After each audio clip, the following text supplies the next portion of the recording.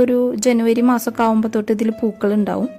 ആ സമയത്ത് നമ്മൾ വെള്ളം ഒഴിച്ചു കൊടുക്കുന്നത് ഒന്നിടവിട്ടായിരിക്കണം. എന്നും ഒഴിച്ചു കൊടുക്കേണ്ട ആവശ്യമില്ല.